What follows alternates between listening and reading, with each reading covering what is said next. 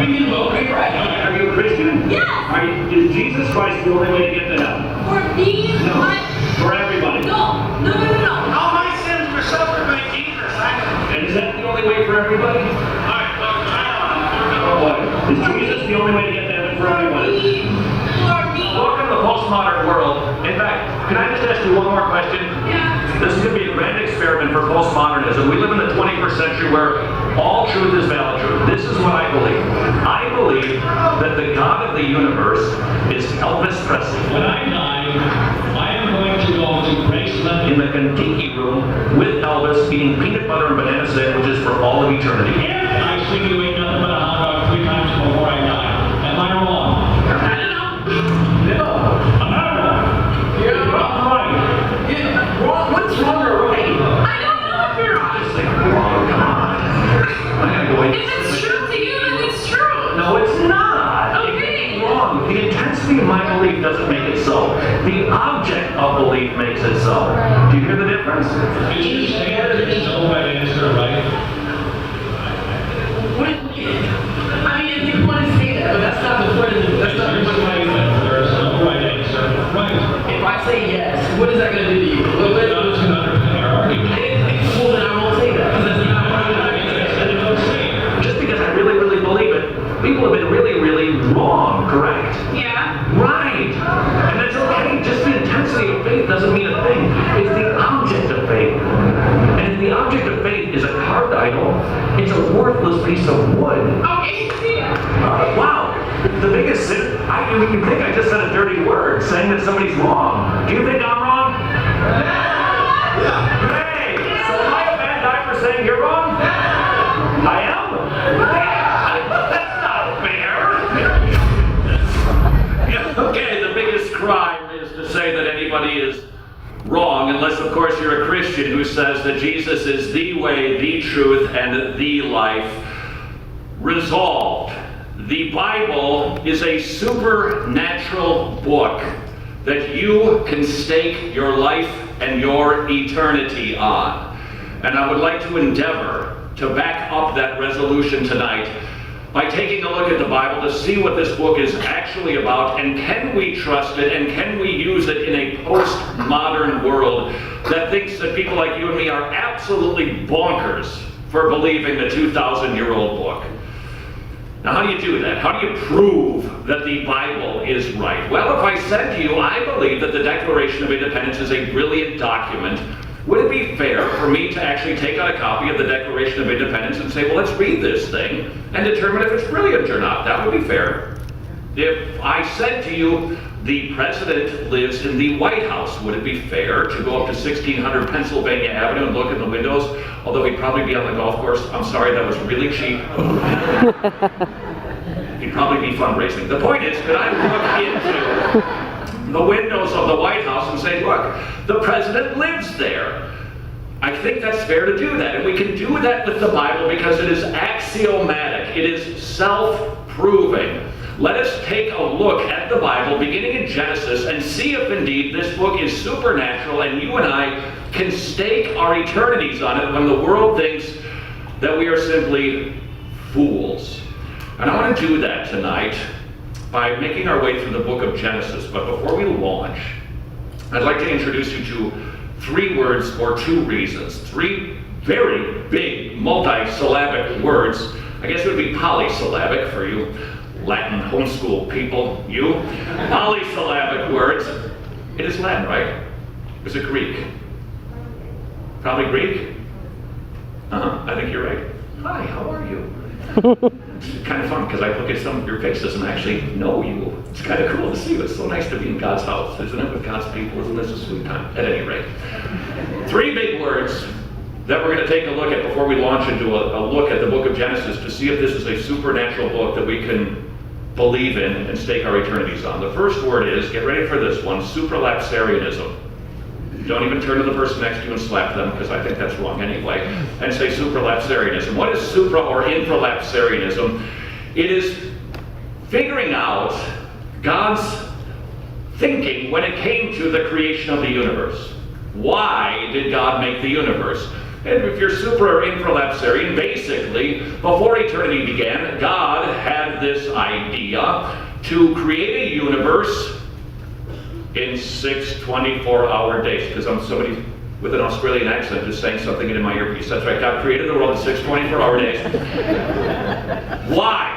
Because he knew that there would be a people that would sin so that he could send his son to redeem a people for himself so that he could be magnified and glorified for his mercy, his grace, and his loving kindness for all of eternity.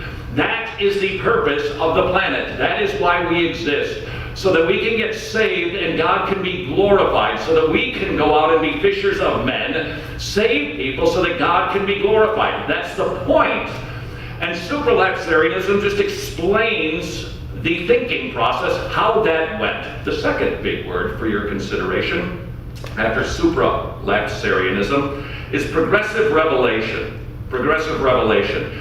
And keep in mind, these words are important for two reasons. One, theology is important. And understanding these things, dumbing them down, I don't think does anybody a favor. The second reason, these are important words to remember. If you're ever playing Scrabble and you nail one of these babies, progressive revelation, it is God's revealing his nature and plan of salvation progressively, from fuzzy to progressively more clear. And this is backed up clearly in Scripture. 1 Peter 1, 10 through 12, I'll read this for you. Concerning this salvation, the prophets who spoke of the grace that was to come searched intently and with the greatest care, trying to find out the time and circumstances to which the Spirit of Christ in them was pointing when he predicted the sufferings of Christ and the glories that would follow. Even angels longed to look into this. The angels didn't know how this was going to roll out with Jesus as the Messiah. And God rolled it out slowly and progressively. I know this maybe sounds like a silly statement, but we sometimes forget this, that history actually happens in time. It's not just everything happened one time. It rolls out, and God progressively rolled out his plan of salvation to reveal Jesus Christ. And that's why when we read in Galatians 4, but when the fullness of time was come, the fullness of time was come. God sent forth his Son, made of a woman, made under the law, to redeem those of us under the curse of the law, that we might receive the adoption of sons. There it is, God's plan for the planet, that we might receive adoption as sons and daughters when the fullness of time was come. What is the fullness of time? At just the right time. And just the right time was not a creation. Just the right time was give or take about 4,000 years later. That was just the right time. Perhaps you've studied this. What made it just the right time? You'll remember the Greek language was very helpful, thanks to Alexander, and the spreading of a lingua franca that everybody spoke. It was the Koine called Street Greek, a lower form of classical higher Greek. Everybody spoke it. The propagation of the gospel could happen because of a language. The roads, thank you Romans, we had a lot of roads. And so missionaries could take the gospel all over the globe. There was another issue that was the fullness of time. Thanks to the dispersion, you had synagogues set up all over the Mediterranean. Where would Paul go when he would go out on a missionary journey? First stop, he'd go to the synagogue. And they were dotting the landscape. Because of the lack of temple worship and the dispersion, thanks to the Assyrians, the Babylonians, the Medo-Persians, the Greeks, and the Romans, synagogues. I think we can all agree on that. Fair enough? With that in mind, let me introduce you to what happened in a first century New Testament wedding. There was something called the bridal selection, or the shidduchin. It was made by the father and a matchmaker. In other words, the father would choose the bride. Number two, there was a bridal payment. A mohar was paid by the groom to the bride's family. This set her free from her parents' household to be with the groom. And we see an example of that, by the way. That was Isaac and Rebekah in Genesis chapter 24, Jacob and his wives in Genesis chapter 29. And we're told in 1 Corinthians 6 that we have been purchased, redeemed with a price. You have been redeemed. You have been purchased. Just like a bride in the first century was purchased, so it is you and I have been purchased. 1 Peter 1, 18 and 19. You are not redeemed with perishable things like silver or gold from your futile way of life inherited from your forefathers, but with precious blood as a lamb unblemished and spotless, the blood of Christ. Number 3, there would be a betrothal, a little different than an engagement.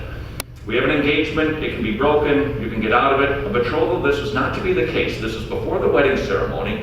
There would be a different ceremony called the betrothal ceremony in the betrothal period, meaning sanctification or set apart. This was a time when the couples would prepare to enter into marriage, stronger than an engagement, and you could not break this. This was something that was inviolable.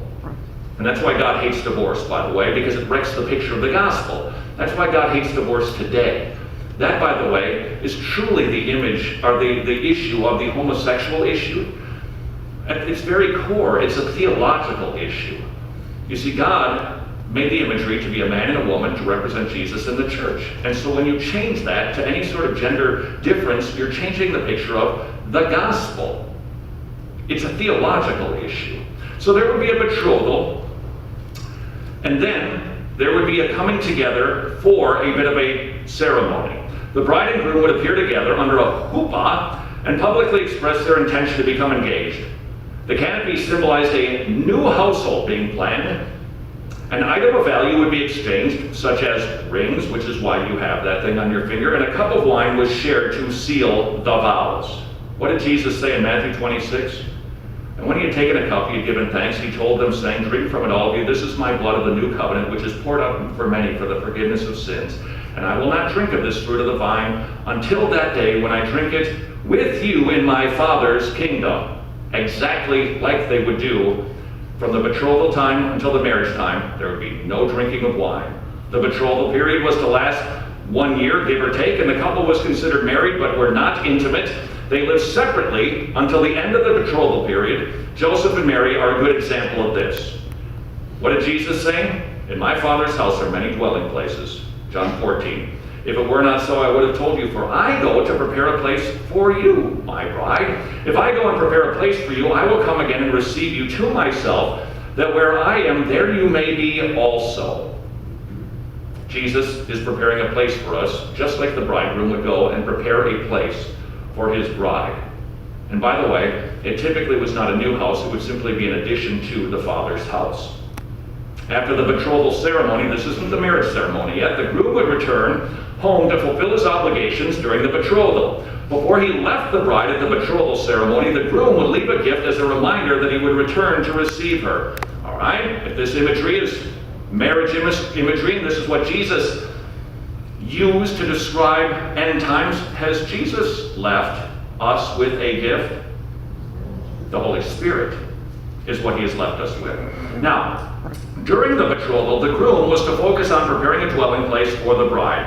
That's what Jesus said in John 14:1. What was the bride supposed to be doing? She was supposed to be keeping herself busy for the wedding day by preparing wedding garments. Consider 1 Thessalonians 5:2 and 6. "For you yourselves know full well that the day of the Lord will come just like a thief in the night. So then let us not sleep as others do, but let us be alert and sober." That's exactly what we're supposed to be doing. Ephesians 5:27. While the bridegroom was preparing the new dwelling, the bride was to be preparing herself so she could be presented in all her glory, having no spot or wrinkle or any such thing, but that she would be holy and blameless. And then the wedding day finally came. It was a surprise to the bride. The father of the groom alone determined when everything was ready. A member of the bridegroom's party would appear at the bride's house and shout, "Behold, the bridegroom comes!" And a shofar horn would blow, and then the groom with his wedding party would arrive for the wedding ceremony. 1 Thessalonians 4:16. "For the Lord himself will descend from heaven with a shout, with the voice of the archangel and the trumpet of God, and the dead in Christ will rise first. Then the ceremony would take place. The entire party would come with the groom, and the bride and the groom would go underneath a chuppah to establish a new household. They would say a blessing over the cup of wine, and the ceremony would include final vows. And when it was done, there would be a celebration. Maybe you had one of these at your wedding. Call it a reception. This was the highlight of the day. It was the marriage supper. Lasted 7 days. It was a celebration. When it was all done, the groom would bring his bride home in full covenant marriage. Revelation 19:9. Blessed are those who are invited to the marriage supper of the Lamb. And the armies which are in heaven, clothed in fine linen, white and clean, were following him on white horses. And he will send forth his angels with a great trumpet, and they will gather together his elect from the four winds, from one end of the sky to the other. And then the new couple would dwell in the new and improved Father's house. Then I saw a new heaven and a new earth, writes John. For the first heaven and the first earth passed away, and there is no longer any sea. And I saw the holy city, the new Jerusalem, coming down out of heaven from God, made ready as a bride adorned for her husband. And I heard a loud voice from the throne saying, Behold, the tabernacle of God is among men, and he will dwell among them, and they shall be his people, and God himself will be among them, and he will wipe away every tear in their eyes, and there will be no longer any death, there will no longer be any mourning or crying or pain. The first things have passed away. The Bible begins talking about the gospel of Jesus Christ in Genesis chapter 2, and it does not stop referring it until eternity. Is this book supernatural? We continue seeing the gospel in Genesis. River, 2 trees, a single rule: don't eat from that fruit or you will die. The woman ate it, and so too did the man. But we see a promise of the gospel. Genesis 3:15, God spoke to the devil, from now on you and the woman will be enemies. He, we don't know who he is, will crush your head, and you will strike his heels. We call this the proto-evangelium. This is the first clear presentation of the gospel. But then God does something very kind. John Calvin said that God would lisp at us, like a nanny is inclined to lisp to little children. God would lisp at us. And he would lisp by actually showing us pictures so that we could actually get it. And he shows us a picture of the gospel. What happened after they ate the fruit? Our 2 naked vegetarians realized that they had sinned, that they were naked. They try to cover themselves up with their own efforts, with the vegetables. And God kills the first animal ever, the first shedding of blood, because it is God who must cover. God must forgive sins. It requires not man's efforts, it requires God's efforts. And we have now seen the gospel how many times in the first 3 chapters in Genesis? What do we see then in Genesis chapter 4? Cain and Abel.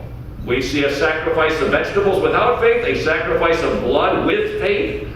And which sacrifice was more pleasing to God? The sacrifice of blood with faith? The story of Cain and Abel. What does that have to do with Jesus? What does Hebrews tell us? What was Abel? He was a type. He was a picture. His shedding of blood was a picture of what? Jesus Christ. And so what do we see straight away in Genesis chapter 4 after we leave the garden? We see yet another picture of the gospel with Cain and Abel. Now, before we leave our early ancestors, our first ancestors, let's talk about Adam for a minute. Adam is actually not a type of Jesus Christ. Romans chapter 5 says Adam is actually an antitype. See, remember, typically a type was something that was a shadowy picture of the fulfillment of Jesus. Adam, poor Adam, this poor guy, honestly.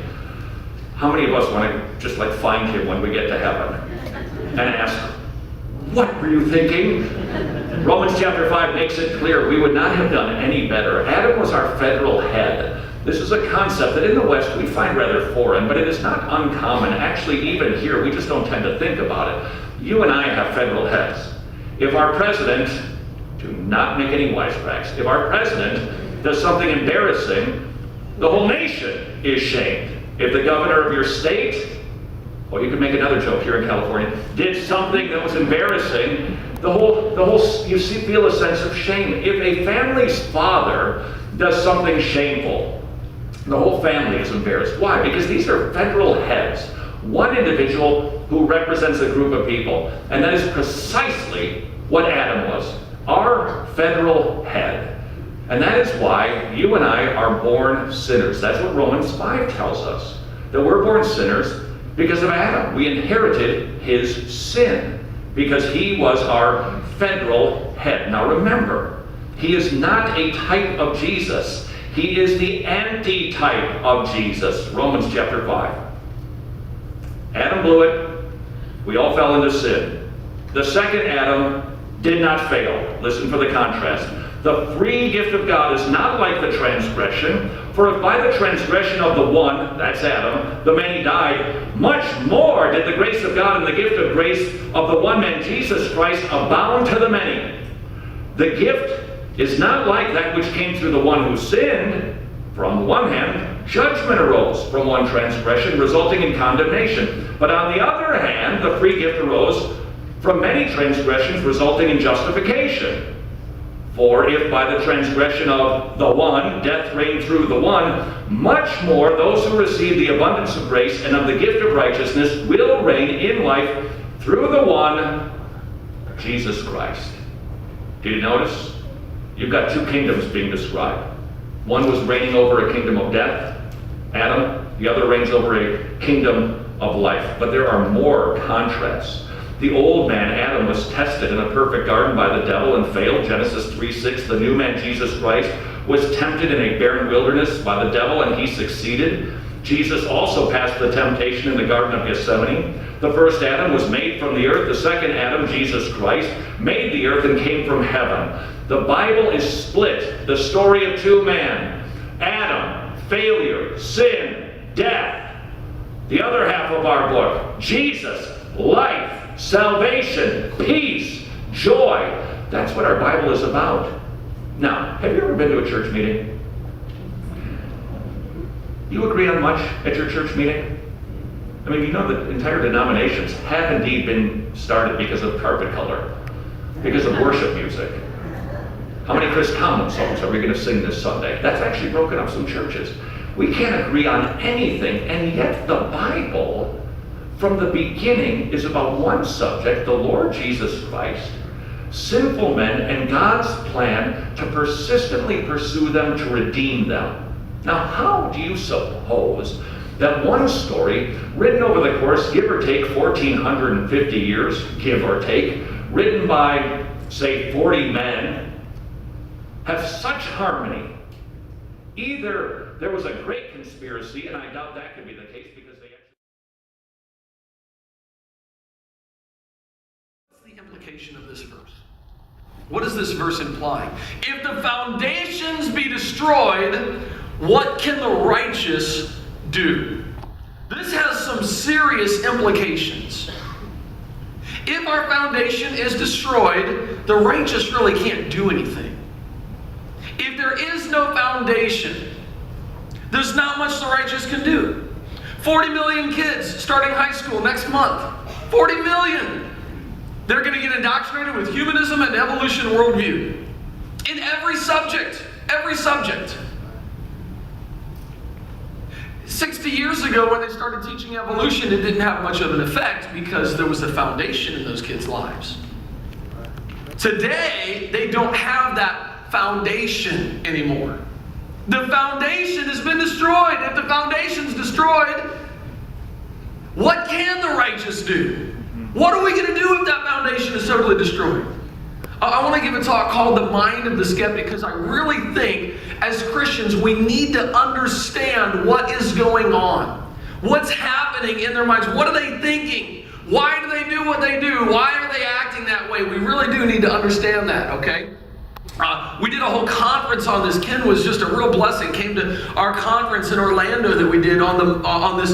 Everything we talk about, it's like, man, there's so much to talk about in this subject, the mind of the skeptic. We did a whole conference on it called the Proof of God Conference. In life, remember, there are four fundamental questions that man tries to answer. Who am I? Where did I come from? Why am I here? And where am I going when I die? And we said the way you answer those questions depends on what? The way you answer those questions depends on what? Worldview. The way you answer those questions depends on what? Your worldview. You guys are smart. Your worldview. That's exactly right. We said there's basically two worldviews. Some people say it's amazing a Big Bang made the world from nothing. What worldview is that? Humanism. The evolutionary worldview that leads to humanism. Humanism says man is God. We don't have to answer to anybody when we die. Then we said there's a different worldview. There is an alternative, okay? Humanism, by the way, says the end of all being is the happiness of man. Life is all about us. Then we said, no. The Bible teaches that this world is incredibly designed because God is an incredible designer. He's a smart designer. This is the creation worldview. Christianity says the end of all being is the glory of God. The reason for existence is for us to glorify God with our lives. What would it look like to eat and to drink to the glory of God? What would it look like in whatsoever you do all to the glory of God? What would it look like to leave these doors, to go back to your hometowns, and to live that out? Wow. I don't know what needs to change in your life, but man, may the Holy Spirit convict you and may that change. We say there's these two worldviews are not the same thing. Creationists believe 6,000 years ago God created the heavens and the earth. 4,400 years ago there was a flood. 2,000 years ago Jesus Christ was here. And now here we are today waiting for Ken Ham to get up and speak. Evolutionists say 20 billion years ago there was a Big Bang. 4.6 billion years ago the earth cooled down. 3 billion years ago life evolved from non-life. And now here we are today, mankind, after 3 billion years of evolution. These two views do not go together. They are not the same thing. Our foundation has been destroyed, and if the foundation is destroyed, what can the righteous do? Joseph Stalin said, America is like a healthy body, and its resistance is threefold. It's patriotism, it's morality, and it's spiritual life. If we can undermine these three areas, America will collapse from within. Where are we at today? We're going to collapse from within. Because we no longer have the foundation that we once had. Christopher Hitchens said the duel between Christianity and atheism is the most important in the world. The atheist worldview is gaining lots of traction. College campuses today, the cool thing to be is an atheist or the non-religious. That's like the in crowd. Richard Dawkins, it is absolutely safe to say that if you meet somebody who claims to believe in evolution, that person is ignorant, stupid, insane, or wicked, but I'd rather not consider that. This is what they're thinking. He said Christians are ignorant, and Jesus Christ would have been an atheist if he knew what scientists knew today.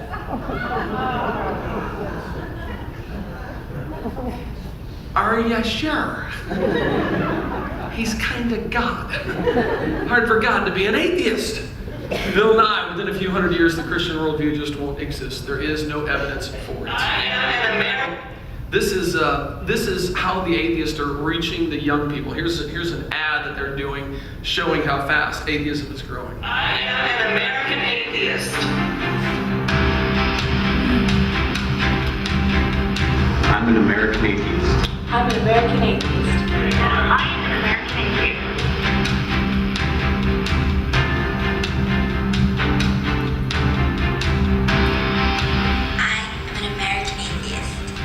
I am an American atheist. We are American atheists. I am an American atheist. I am an American atheist. I'm an American atheist. I am an American atheist. I'm an American atheist. I'm an American atheist. I'm an American atheist.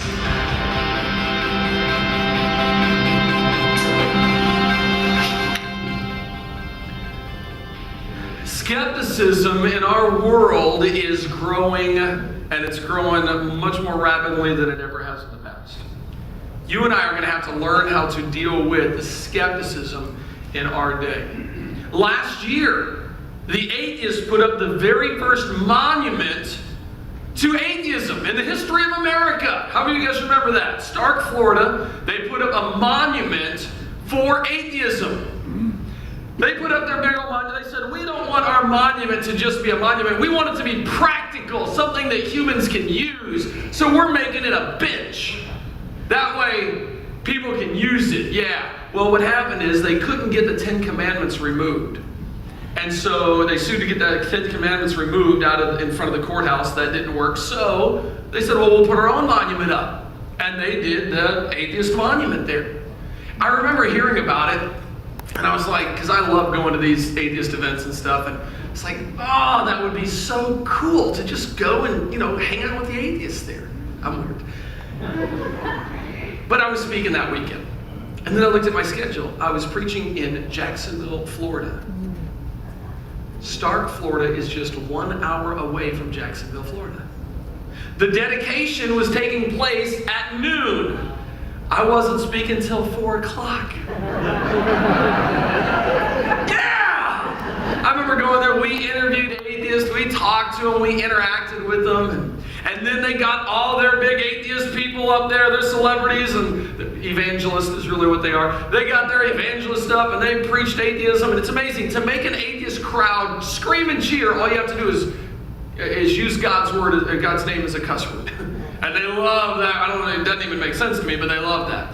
And afterwards, you know, that David Silverman, the president of the American Atheist Association, I had just debated him like a couple months earlier. They unveiled the Atheist Monument, and whoa, cheering, clapping. They're over there taking pictures, and I remember standing there, and it's actually me right there in the background. I'm a black and gray guy when I speak, I guess. And I'm standing there, and I'm thinking to myself, man, there are a lot of atheists here. It's like, you know what? Somebody should actually just share the gospel with them. That'd be really cool.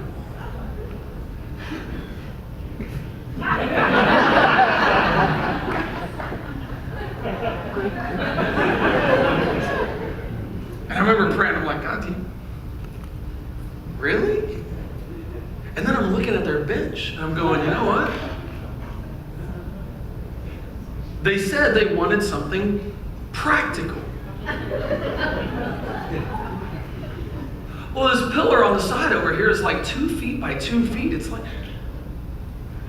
a podium, yeah. And I'm sitting there debating in my mind, God, would you really want me to just share the gospel with the atheists right now? And all of a sudden, David Silverman, he turns around and he goes, Hovind, are you photobombing me? And I was like, there's your sign. So I jumped up on top and got to share the gospel.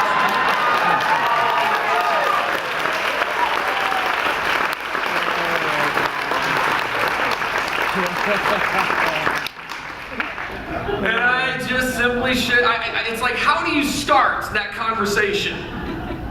So I got up, and it's on our YouTube channel. You can go YouTube it on youtube.com/creation today. I got up there and I said, I'd like to thank the tolerance of the American atheists. Well, they're tolerant, right? What are they going to say about me being on their monument when they're the ones that are preaching tolerance? And then I just simply shared the gospel. It took all of about 20 to 30 seconds, you can watch it online, for them to not be tolerant of the gospel that was being presented. Matter of fact, about 30 seconds in, you can hear on the audio people starting to say, where's the lions? Where's the Romans when you need them? And I'm up here preaching, and I'm hearing this, and you know how you can be speaking and you're thinking of something else at the same time? In the back of my mind, I'm thinking, wow. But that was a reality for people. People were killed for doing what I'm doing right here. And then I thought of Tertullian, the historian, who said, the blood of the martyrs is the very seed of the church. And I had to ask myself a question. I had to ask myself, well, I'm given the gospel. Would I be doing this if I knew it was the last thing I was ever going to do? Wow. And then it dawned on me. The day that I stood on top of the Atheist Monument to preach the gospel, many Christians around the world had their heads severed from their bodies for the sake of the gospel. Thought, wow, I got it easy. I got it made. You ever ask yourself that question? Would I die for Jesus Christ? I'll answer that for you. Are you living for Him? Because if you're not living for Him, you ain't going to die for Him. Are you living your life for you, or are you living your life for Christ? Have you considered everything but a pile of you-know-what compared to serving Christ and doing His work? where are we at as the church? Well, I didn't want to belabor this. I didn't want them getting too mad. They were already pretty upset and no longer tolerant. So I preached the gospel for about 60 seconds or so, and then I stepped down. I couldn't believe what happened. I was kind of blown away. News media places picked it up all over the place. Creation evangelist mounts America's first atheist monument at unveiling. Preaches gospel.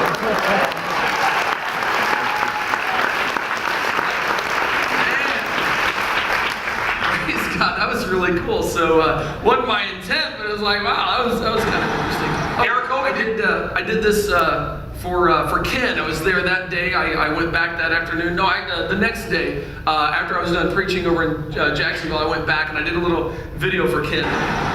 Eric Hovind here of Creation Today, reporting for Ken Ham at Answers in Genesis. Ken, I'm here in Stark, Florida, where they've installed the very first monument to atheism in the history of the United States of America.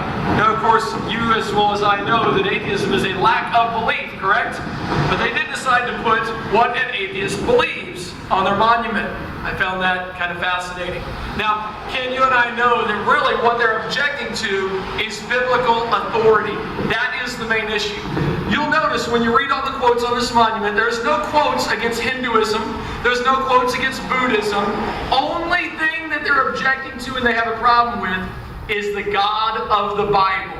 Hey, church, it's time to stand up because this kind of thing is going to keep on happening. And if you can't defend your faith and you can't defend your faith in God's Word, then you're in trouble. Answers in Genesis has some great resources, including some books. How do we know the Bible is true? You better stand on God's authority and God's alone, not your own. Thank you, Ken. God bless. Tell you, if the foundations be destroyed, what can the righteous do? And we're watching it erode so quickly out from under us, and it's frustrating the church leaders, the evangelical leaders today. It's frustrating to no end to say, wake up, church! You're not doing enough! You gotta get out there! I know you've already heard that talk, so I won't go back into that, but man, this is, what is this? This is how far atheism has gone, if my video works here. This is how far atheism has gone. Okay, it didn't work. Hey, 75 to 85% of kids in Christian homes will reject God after 1 year of secular college. You already heard that. You probably read the book. If not, it's in your box and you better pay for it after this. Gotta get that second mortgage, I know. 75 to 85% of kids are gonna leave the church. Unbelievable. What is going on? Atheists, I guess I didn't quite get my slides right here. Atheists, atheism is really on the rise. Hey, let me just ask you a real question and just ask you to be real honest, okay? I'm going to ask you to raise your hand here on this question.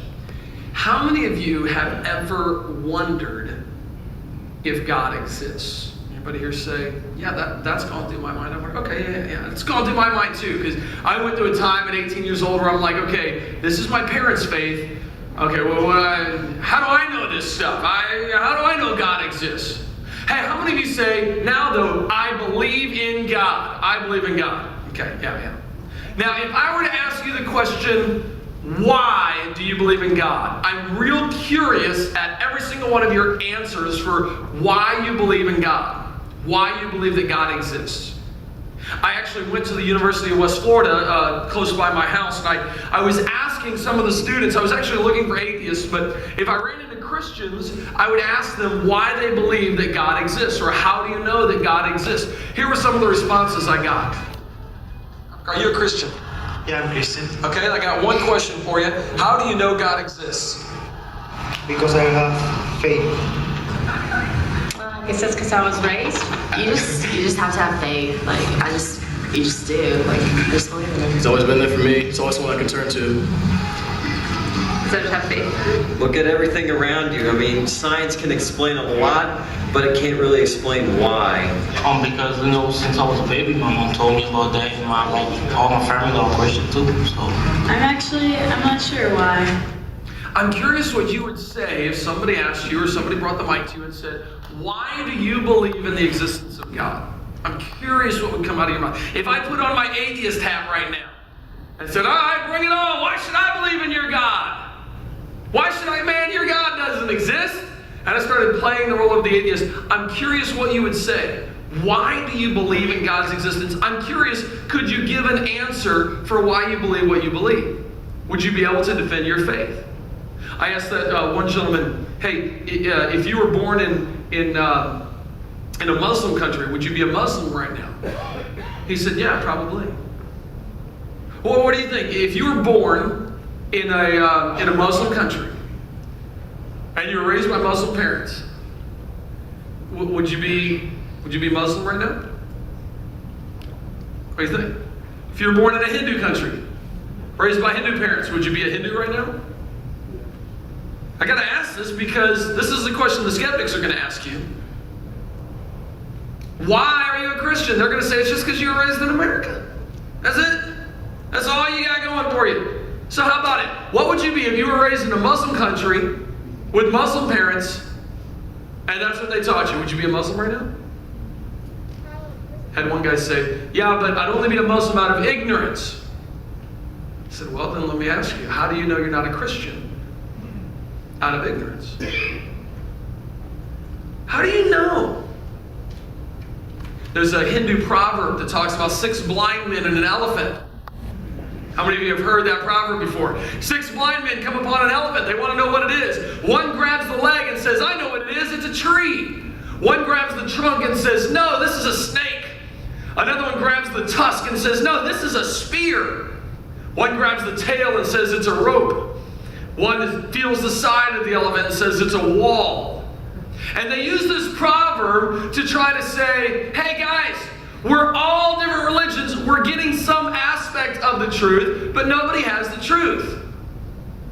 What's the problem with this Hindu proverb? Are any of the blind men, do any of them have the truth? No, because it's an elephant. So what is the elephant, if you will, of religion? What is the truth? What actually is true, and how do we get there? Joe Blow, the skeptic, will say, well, hey, religious belief is irrational because of the utter lack of evidence for God's existence. There is no evidence for God's existence. How many of you have ever heard that one? You ever heard that one? There is no evidence for God's existence. Does evidence really make a difference? Does it really matter how much evidence you give them? To the skeptic, to the mind of the skeptic.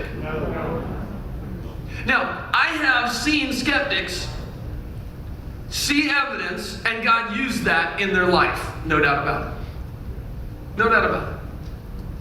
But I got to be real careful when I was talking to these guys out here. What am I giving them evidence of? What am I challenging them with? We did a debate series called the Unbelievable Debate Series. And it's an unbelievable debate series. It's great. It's 3 different debates. In the first debate, I was blown away at what the atheist confessed, at what he admitted. His name is Paul Baird. He's from the UK. Listen to what he confessed.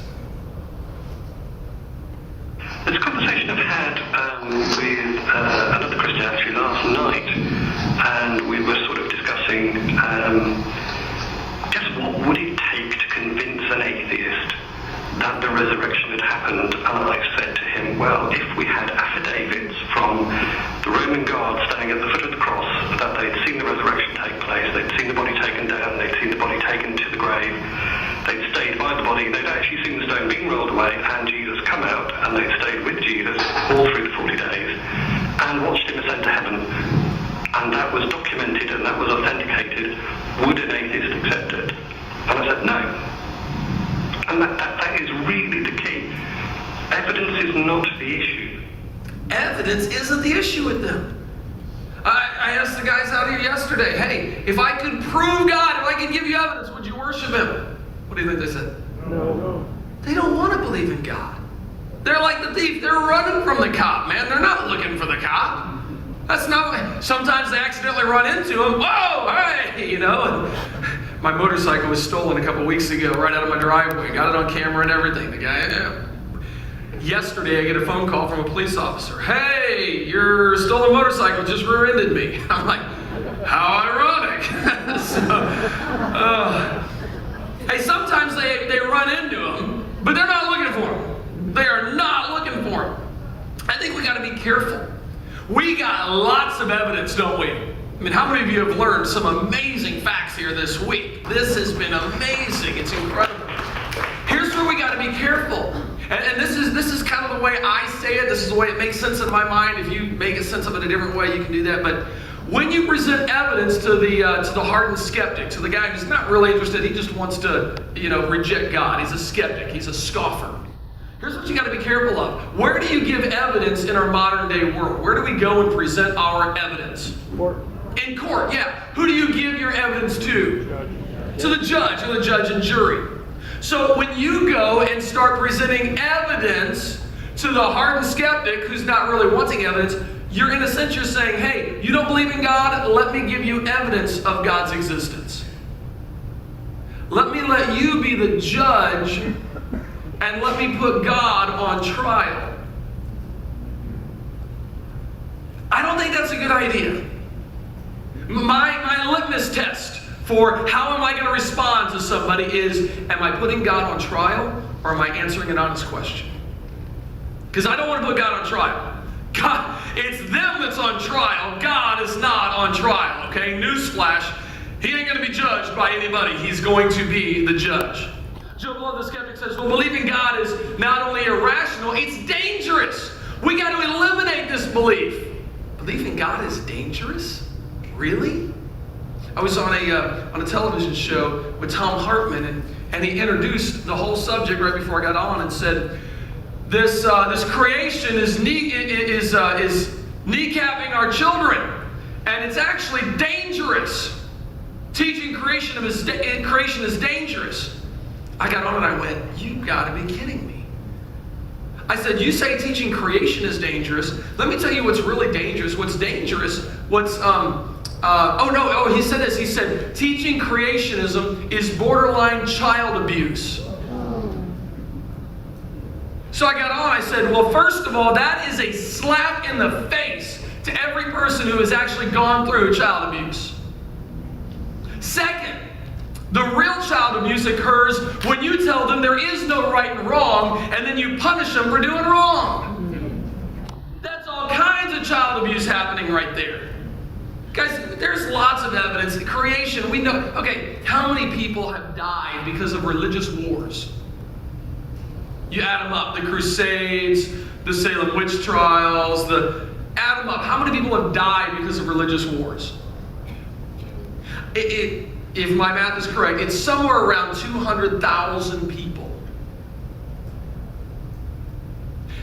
How many people have died in the name of atheistic evolution? Hundreds. Over 100 million. You can't compare the two. It's the evolution and atheistic worldview that is dangerous. How many people have used atheistic evolution to rationalize what they're doing to people? I did a video. My son and I went out to our front yard. We had one of our trees in our front yard. You can see this on our YouTube channel. My son and I went out there and we sprayed poison on an anthill. And then I took this video and I got down really close, and you can see the ants just kind of dying. That's my best impression of an ant dying, sorry. These ants are sitting there trying, they're dying.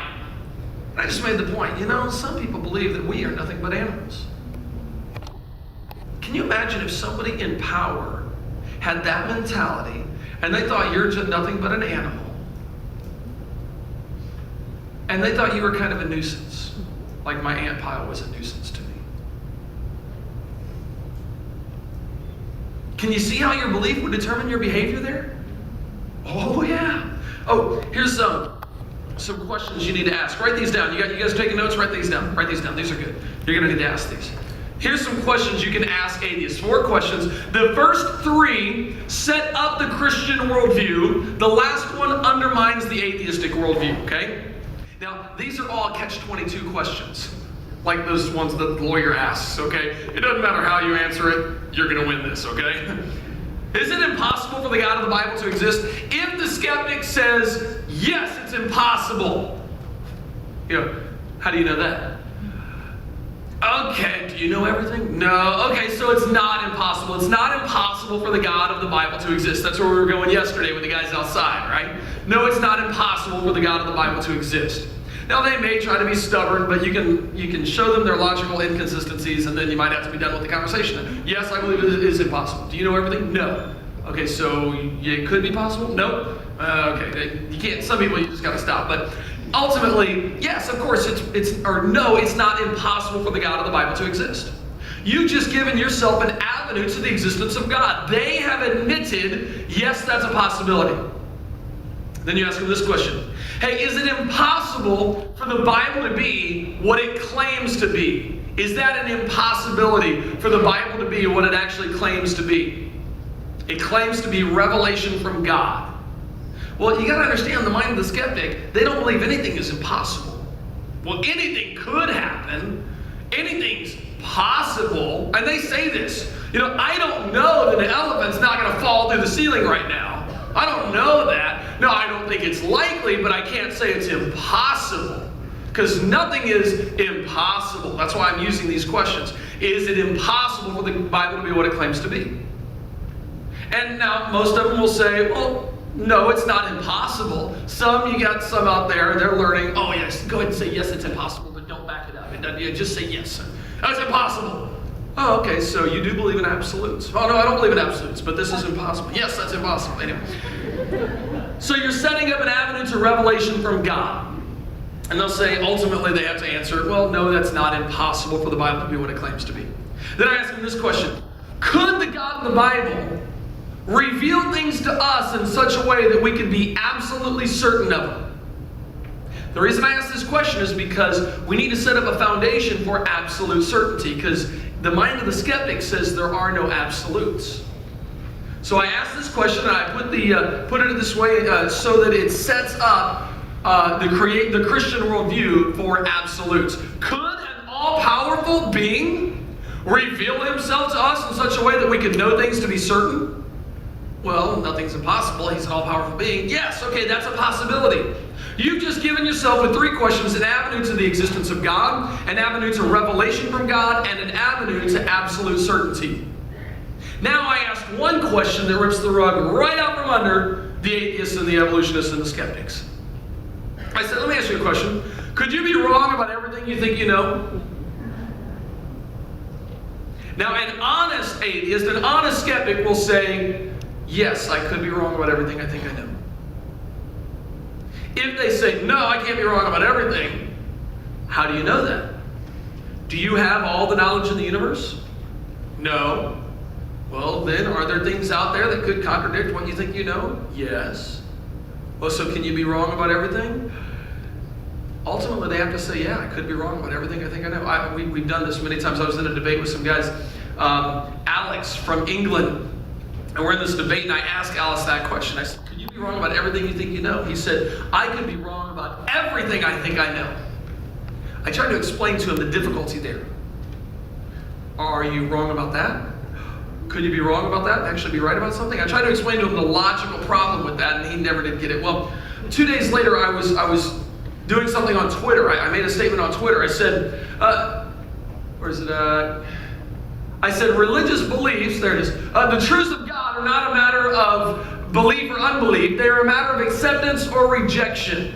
In other words, God's truth isn't up for, whether you believe it or not. It's just whether you accept it or whether you reject God's truth. Alex, the guy that I just debated, chimed in on the conversation. He said, that's fallacious. That's not true. So I reminded Alex of what he had said 2 days earlier in the debate. I said, yeah, but you could be wrong. He said, I could be, but so could you, and I'm not.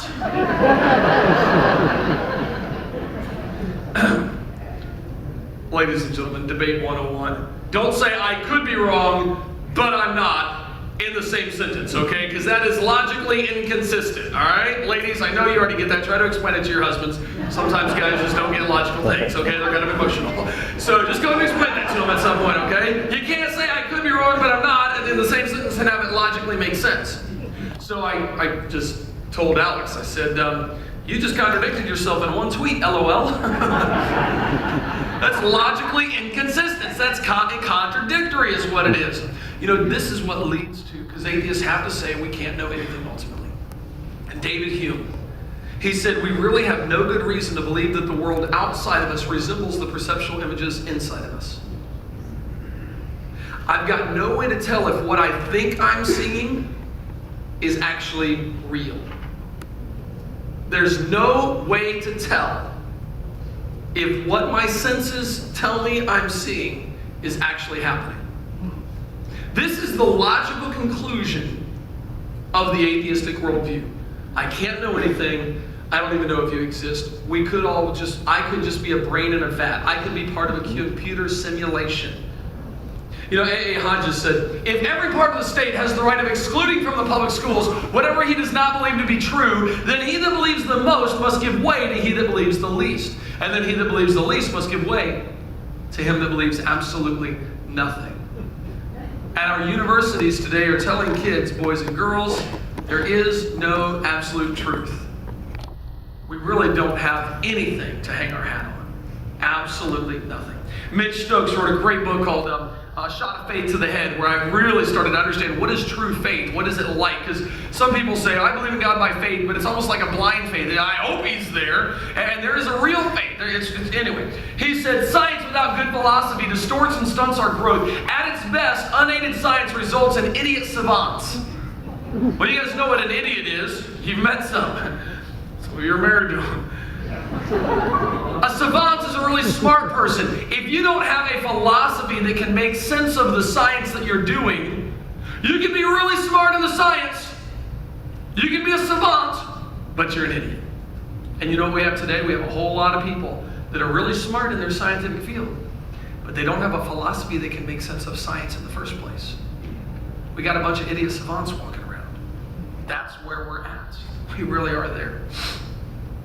Yeah, that's his book, A Shot of Faith to the Head. Okay, here's another question I ask atheists, and I ask these guys out here. Hey, if I can prove God to your satisfaction, if I can answer every single one of the questions you have, and I can prove God to your satisfaction, would you worship him? What do you think they say? No. No. I was at the Reason Rally, the largest gathering of atheists in the history of the world, in Washington, D.C. 2 years ago. I asked some famous atheists that question. Here's the response they gave. If I could prove to your satisfaction that the God of the Bible exists, would you worship him? No. If you could prove to my satisfaction that God does exist, the God of the Bible exists, would I worship him? No. Why not? Because he's kind of a jerk. Absolutely not. It is unworthy of my worship. I am his moral superior. He makes Adolf Hitler like a werewolf. I would not. Just because someone created us does not mean we're divinely tied to blindly worship them. If I could prove God to your satisfaction, the God of the Bible, would you worship him? Probably. I mean, if you could prove. So, I mean, are you going to? If I could prove the Creator to your satisfaction, would you worship him?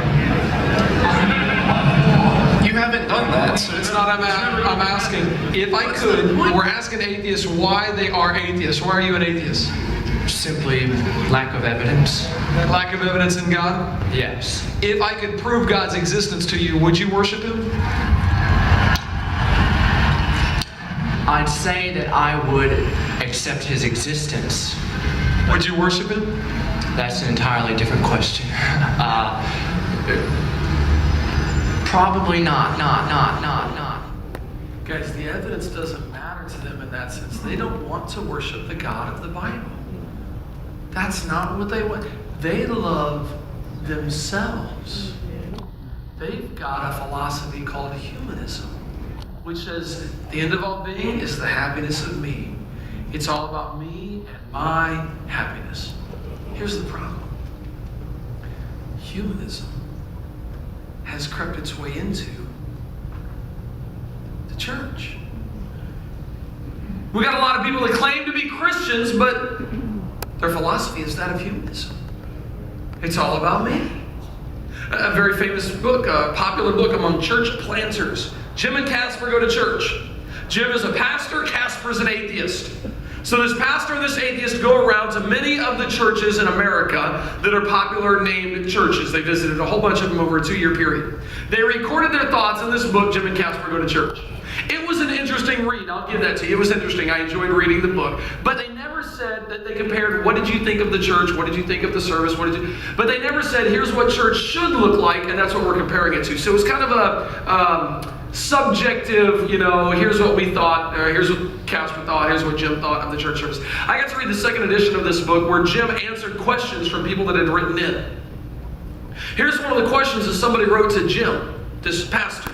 He said, Casper says, the atheist says, that Christians' certainty often worries him, especially when those Christians claim to present the truth. While we obviously have to be careful when we make claims, are there some truths that Christians ought to stand on? What about I am the way, the truth, and the life? Here is the pastor's response to that question. There's a difference between certainty and confidence or hope. As followers of Jesus, we put our faith in a set of beliefs that we choose to think of as real. We cannot prove any of them. That's why it's called faith. What bothers non-believers is when we assert that we know something when they know that none of us can know anything until we die. How would they know that if they're not dead? Anyway, I'm very comfortable asserting my faith and my hope and my confidence that Jesus is God, but I will not say that I know He is God in the same way I say I know there is gravity. I hope the story I've bet my life on is true, but neither Casper nor I will know for sure until both of us are dead. Atheists are very surprised when they hear me say this and wonder, hey, why more Christians can't admit these things?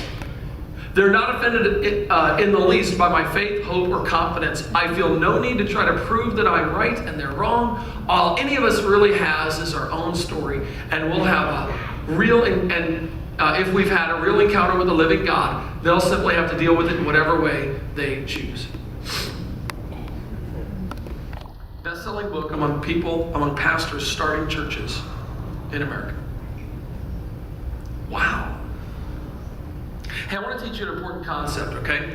It's kind of simple, but it's kind of complex at the same time. I hope this doesn't go over your head. All right, guys? You paying attention here? Think we can get this? Okay? If you could be wrong, then you don't know. Write that down in your notes, okay? If you could be wrong, then you don't know. Now, let me give you an example. Make sure you understand what I'm trying to say here. If you could be wrong, then you don't really know, okay? If I said the speed limit on the road right outside here is 45 miles an hour, but I could be wrong, then do I know what the speed limit is? No, because I said I could be wrong. If I said the Sears Tower is 1,751 feet tall, but I could be wrong, then do I know the height of the Sears Tower? No, because I said I could be wrong. If you could be wrong, then you don't really know. Do you guys get that? Everybody understand that? Okay, it's important to understand this before I move on to the next thing. Okay, now, out of all the knowledge in the universe, how much knowledge do you have? Not the human race, you. I'm not trying to make you feel bad here, okay? We got to go down this journey, okay? It's like, I've been telling them this for a long time. I'm glad you pointed out. Sweetheart, you dumb. I'm from the South, so all you have to do is say, God bless your heart. And then you can say whatever you want about somebody. He is stupid, God bless his heart. Out of all the knowledge in the universe, how much do you have? Okay, very little. Let's just pretend that you think you've got 1%. Let's just imagine, and that's stretching out. Nice, man, smartest guy in the world. Let's just pretend that you think you've got 1%. Keep in mind, Thomas Edison said, we do not know 1 million of 1% about anything. Wow, that's probably true. Let's stretch it to 1%, a massive 1%. Here's my question. Is it possible that out of the 99% of knowledge that you do not have, that something could contradict the 1% of knowledge that you think you have? Okay, think through this with me. Suppose you thought you had 1% of all the knowledge in the universe. Is it possible that out of the 99% that you don't have, that something out there could contradict the 1% that you think you have?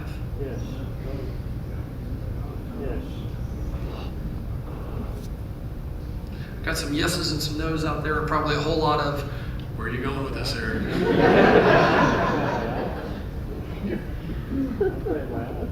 Is it possible, out of all the knowledge you don't have, 99%, could something out there contradict the 1% that you think you have? So,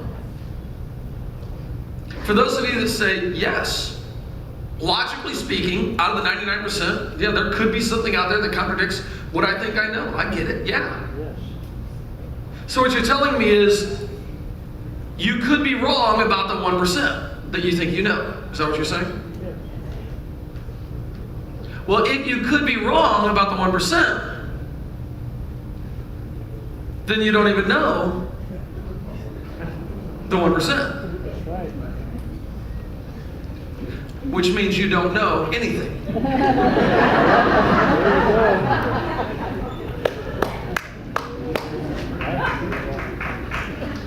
Wow. Let's close in prayer. I don't know what else to do. We don't know anything. Why? Are we really praying? I don't know. Hey, it's true. It's true. It's logically consistent. If you think you've got 1% out of the 99% out there, could something contradict it? Yeah. That means you could be wrong about the 1%. Here's why. You would have to know everything in order to say you know anything. You would have to have all knowledge in order to say you know something. Because otherwise, you could be wrong. And if you could be wrong, you don't really know. Man.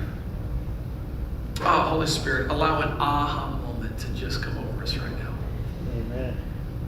You either have to know everything in order to know anything, or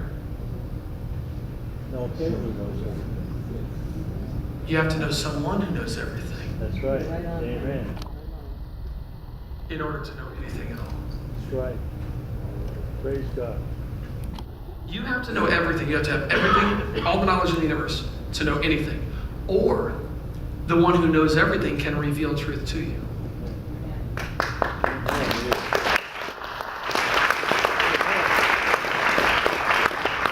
It's great. Some of you are like,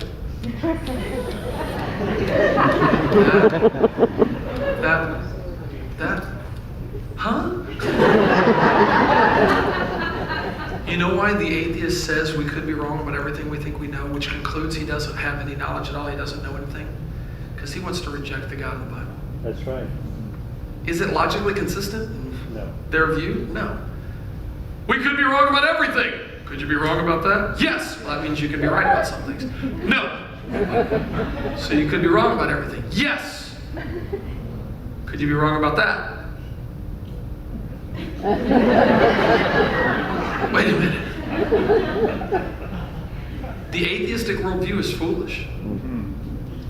That's why the Bible says the fool has said in his heart there is no God. He's not calling him a name. He's saying intellectually that's foolish. That's silly. That really doesn't make sense. The only way to have any knowledge, the only way to know something to be true is to have revelation from God. Because God has revealed to everyone the truth. The Bible tells us that. Romans chapter 1.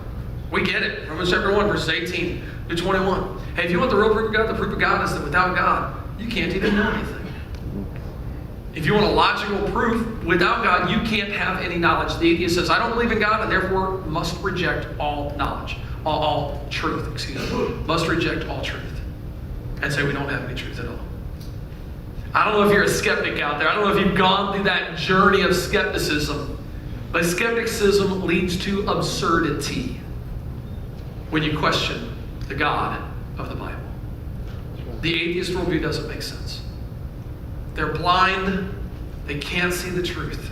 You know, Greg Monson said this. I love this quote from him on the problem of evil. The atheist, he wants to know about the problem of evil. My answer to the problem of evil is this. There is no problem of evil in an atheist universe because there is no evil in an atheist universe. Since there is no God, there is no absolute moral standard, and nothing is wrong. The torture of little children is not wrong in an atheist universe. It may be painful, but it's not wrong. You can only have that that in a theistic universe, and therefore the very posing of the problem presupposes my worldview rather than his own. Yesterday, the protesters that were out here, you'll notice when I was asking questions, I was going along these lines saying, hey, why is that wrong? How many of you guys were out there talking to them? I was saying, hey, why is this wrong? Well, it goes against, it violates our moral standard. What moral standard? Where did that come from? Well, it's what we agree on. Why is that right? You got to get into this foundation, and you really got to pull the rug out from under them and show them that their worldview doesn't make sense. 1 Corinthians, where is the wise? Where is the scribe? Where is the disputer of this world? Hath not God made foolish the wisdom of this world? Guys, we have the truth. You should have no fear when you go into spiritual battle. You've got the truth. You have revelation from the one who knows everything. If you didn't have that, you couldn't know anything. So do you know anything? You're like, I'm just confused here. Are you here? Yes. You know something. Does 2 + 2 = 4 in base 10 mathematics? Yes. You know things. You know things to be true. You can't have knowledge. You couldn't know anything without the God of the Bible revealing that to us.